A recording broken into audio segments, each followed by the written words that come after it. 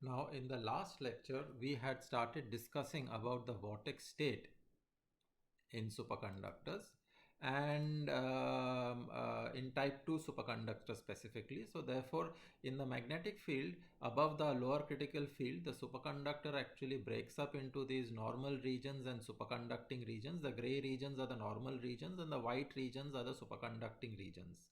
And inside these normal regions, the diameter of these normal regions is twice the coherence length, because the superfluid, the superconducting Cooper pair density goes to 0 over this distance, which is of the order of coherence length. And inside this vortex core, the magnetic field is penetrating in this vortex core, and there is a quantum of magnetic flux which is trapped inside each vortex. One single quantum of magnetic flux is present inside each vortex, and the magnetic field is distributed around the vortex over a distance of 2 lambda, because the magnetic field will penetrate into the superconductor only up to a distance lambda. So up to a distance of lambda from the center of the vortex core, you will see some magnetic field, and over this distance you will have screening currents which are shielding the superconductor from the magnetic field. So they will also, the strength of the shielding currents will also decay over a distance lambda. So you have almost like a whirlpool, like you create in vortex in water. If you turn the surface of water, you create a whirlpool.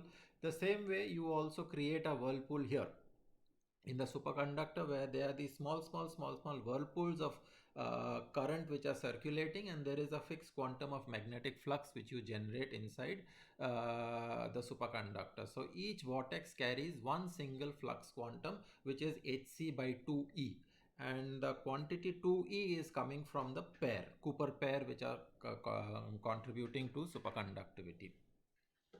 So this is the vortex state, and in this lecture I would like to actually discuss a few experiments relating to the vortex state and some applications of vortices and so on, before we talk about other aspects of superconductors. So let us look at what are the so this is essentially your derivation that we already did, that the flux is quantized inside the core of the vortex. So the magnetic flux is in integral multiples of hc by 2e, which is about 2.07 into 10 raised to minus 7 Gauss centimeter square. Now, how was this flux detected? Okay, so that is an interesting experiment. It was done in about 1961, where basically what you have is that what they did was they took a tin which is superconducting at 4 Kelvin. It's not a type 2 superconductor. They tried to do something which is like a type 2 superconductor. So they had a tin, a cylinder which is completely surrounded. It has a shell of tin, and in the core there is a core of copper. Okay, so it is as if you are creating a superconductor which is having a normal core. Copper is normal, so it has a normal core and it is completely surrounded by a superconducting region. Now when you apply a magnetic field, again you can do the same calculation, that when you apply a magnetic field, how much is the flux going to be present inside this copper. And if you don't consider the single valuedness of the wave function, then of course you will not have any integral multiples of h by 2e. But because of the single valuedness of the wave function, as you go around this, it gives rise to a condition on the change in phase, as I had already discussed in my derivation, and that leads to the magnetic flux which is going to be trapped inside this will be integral multiples of h by 2e or hc by 2e, depends on the units that you use. Okay, so basically that is going to be the condition, that the magnetic flux which is present inside this is going to be integral multiple. So this was the simple experiment, and what they did was that they put this cylinder of tin with a copper core and this end, okay, and there were pickup coils around this. Okay, and these are the gray is the magnets, the gray regions, these gray shaded regions is a magnet which is going to apply an external field.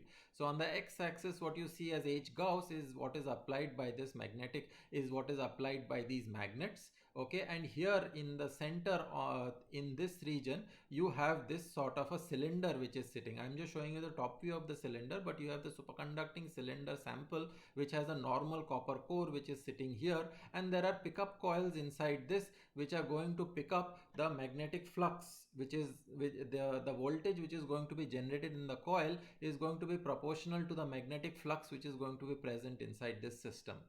And for comparison, there is a similar sort of a pickup coil, a sample and magnet which is present at the top. And here what you put is just a complete tin sample. Okay, you don't have any copper here. So this is your reference sample which is going to be perfect diamagnet. It is not going to have any flux within its interior. And here you have on this end, you are going to have a sample which has a normal core inside it. And so there will be some flux which will be present inside this region, and you take a difference between this sample and your reference. The voltage which is generated by the sample and the reference, you take a difference between them.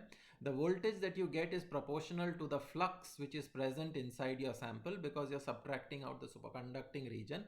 The magnetic flux in the reference sample will be zero, but there will be some magnetic flux which will be present inside your copper, which is surrounded by the superconducting foil, or it's a superconducting sheath. Okay, and that difference is going to be, if suppose you take that, and that will give you your signal. How much flux is going to be present here is going to be a signal. So actually the way the experiment is done is that this sample is moved up and down. It is a vibrating sample magnetometer, and it is moved through the pickup coils. Okay, so as it is moved through the pickup coils, there is a voltage which is generated in the pickup coils which is proportional to the rate of change of flux. Okay, and it is essentially proportional to how much flux is present when you subtract the reference out of it. Okay, so you get a signal which is proportional to the magnetic flux, and if you divide it by h by 2e as a function of magnetic field, you see that at some field, okay, at this value of the magnetic field, the magnetic flux which is present inside this normal region of the superconductor and this normal region, it is changed by 1 of hc by 2e. Then as you increase the magnetic field, it will change by 2, 3 and so on. So you start putting in the flux inside this normal region which is surrounded by the superconductor. In this cylinder, inside this cylinder, the magnetic flux changes in integral multiples of h by 2e. And this experiment was crucial because it showed the quantization of magnetic flux. Okay, this was the first experimental proof of quantization of magnetic flux, and this experiment also proved that the charge carriers inside the material are not E but in fact 2E, because the flux is quantized in integral multiples of h by 2E rather than E. You do not get 1 if you divide it by only E. If you divide this flux by h by 2E, you will not get 1 out here. You have to divide it by 2 to actually get 1 out here, and that actually showed very clearly that you have charge carriers which are Cooper pairs, and furthermore the magnetic flux is an integral quantum of magnetic flux. So in one shot, the experiment sort of opened up many new aspects of superconductivity and proved and established many new aspects of superconductivity. So what is here? Okay, these are okay. So just let me correct myself. These blocks which you see here, which are shaded, are actually the pickup coils. These square blocks are the magnets which are applying the magnetic field. Okay.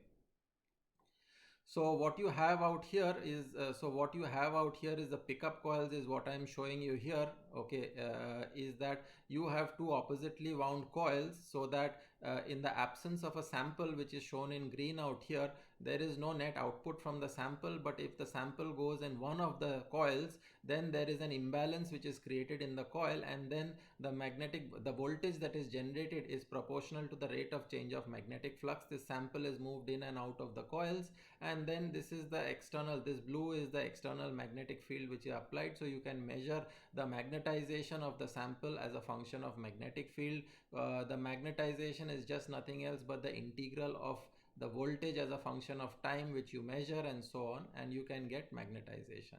Okay, so this is the way that you do, and this is a vibrating sample magnetometer where the sample is moved repeatedly in and out of the coil, and when the sample moves repeatedly in and out of the coil, the voltage that is generated in the coil is proportional to the magnetization, or it is also related to the magnetic flux which is present in the coil, in the sample. Okay, what is the magnetic flux linked with the sample? And that's what was basically done in the earlier experiment which I showed you. So these are some techniques which are used for doing magnetization measurements. You also get introduced to this technique which is called the vibrating sample magnetometer. Okay, there is a lock-in amplifier. You actually vibrate it at a particular frequency with a audio oscillator up at around 82 hertz, and the signal that you get, the output voltage from these pickup coils, it oscillates at this 82 hertz. You amplify this signal and you measure it with a lock-in amplifier, and that gives you a measure of the magnetization. From the signal you can actually measure the magnetization of the sample. Now, if you now let us change gears slightly, and if you have type 2 superconductor, you have vortices inside them, and you can readily see that if you bring, each vortex has superconducting currents which are actually circulating around the vortex, and there is a magnetic field at the center of each vortex.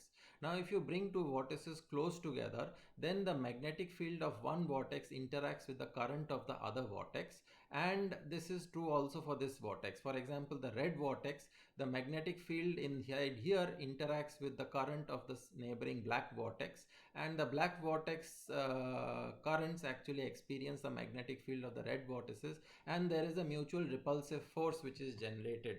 Okay, this repulsive force is the current field interaction I cross B. Okay, and that will generate the opposite forces. So what will it try to do? It will actually try to push the vortices away from each other.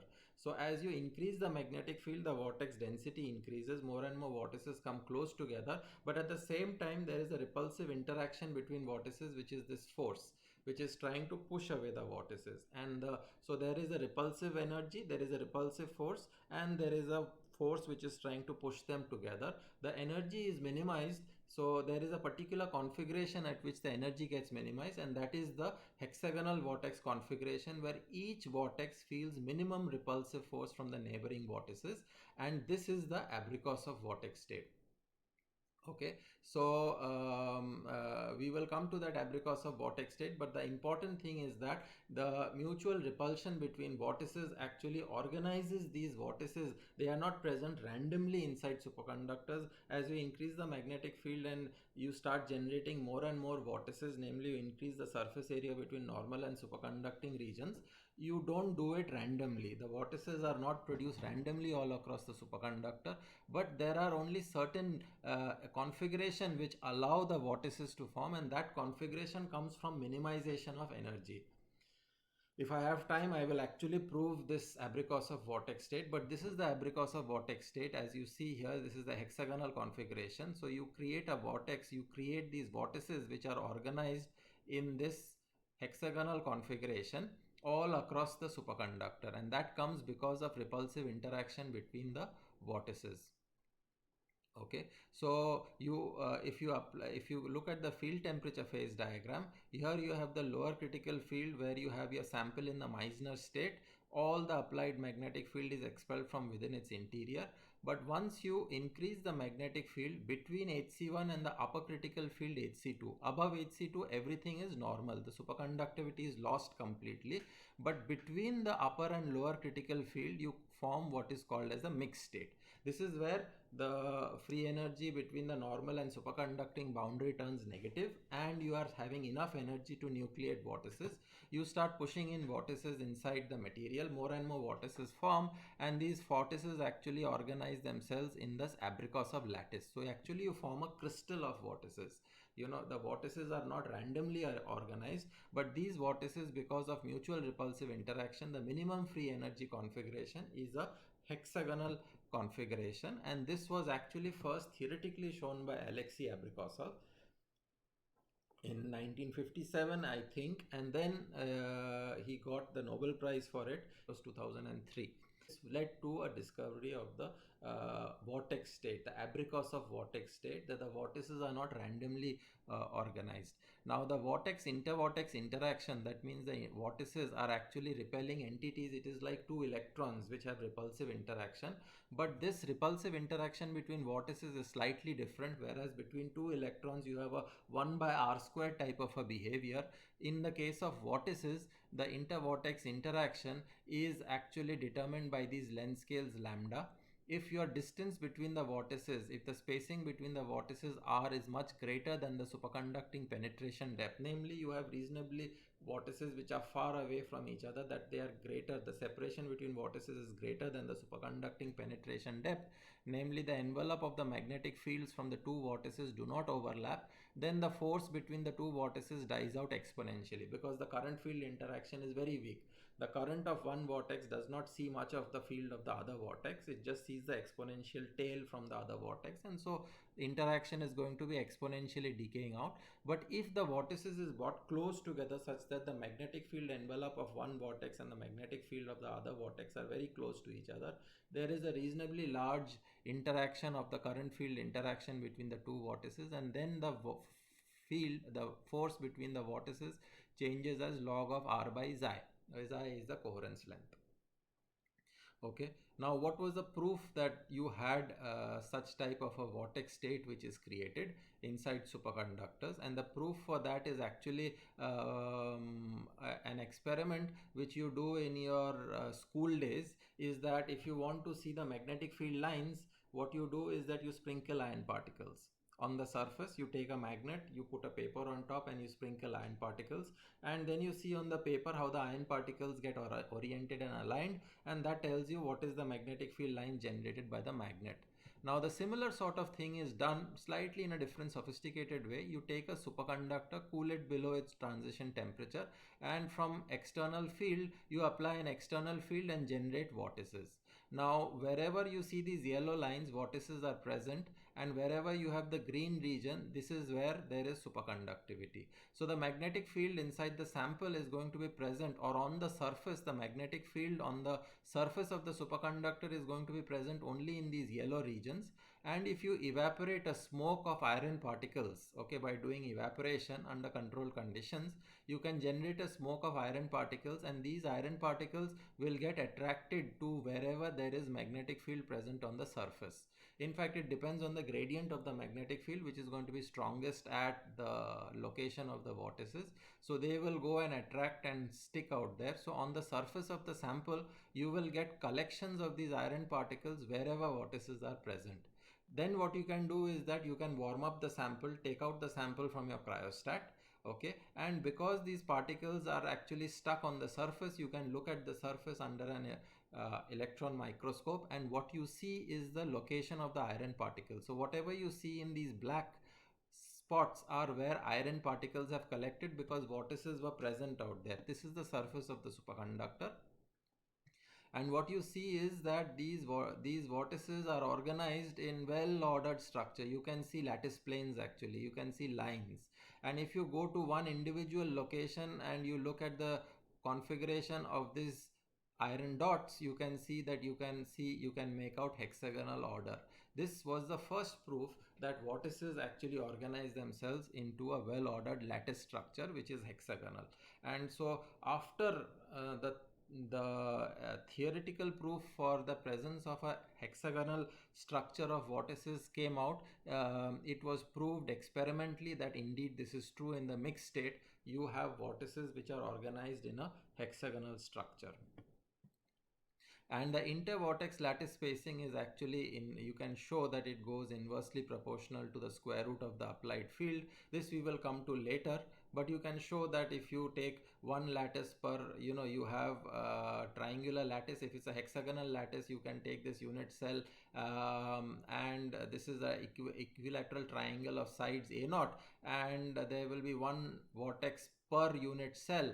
And so if you calculate how much magnetic flux is present per unit cell, you can show that the intervortex spacing, or this inter a0, is inversely proportional to square root of the magnetic field B and is directly proportional to the square root of phi naught. Okay, this is the magnetic flux that is present inside each unit cell of okay, it's associated, the spacing between the vortices is A naught, which is changed by the magnetic field. So by changing the magnetic field, you can bring vortices close to each other and far apart from each other, because A naught is inversely proportional to square root of B. A naught, so let me try and see, is that A naught is inversely proportional to the square root of B. A naught is inversely proportional to 1 by square root of B. So if you increase B, A naught, the spacing between vortices goes down, and you can go from a low density phase to a high density phase and so on, and you can play around with the vortex state, which is not possible to do inside an atomic lattice. You cannot bring the atoms very close to each other or far apart from each other easily. Okay, you will have to apply huge amounts of pressure to change the lattice constant. But here you have a lattice of not atoms, but they are also almost like atoms, because these are these vortex structures which are a well ordered structure, and you can change the spacing and interaction between them by just changing the external magnetic field. So it makes a very convenient system to study, because you can change the lattice structure, lattice spacing, and you can look at various physics associated with it. In the next lecture, I will give you a small overview of the different experiments that can be done on the vortex lattice. So we'll end with the topic of vortices by discussing some of those experiments. And then we will come back again to this topic later on when we do Ginzburg-Landau theory of superconductors.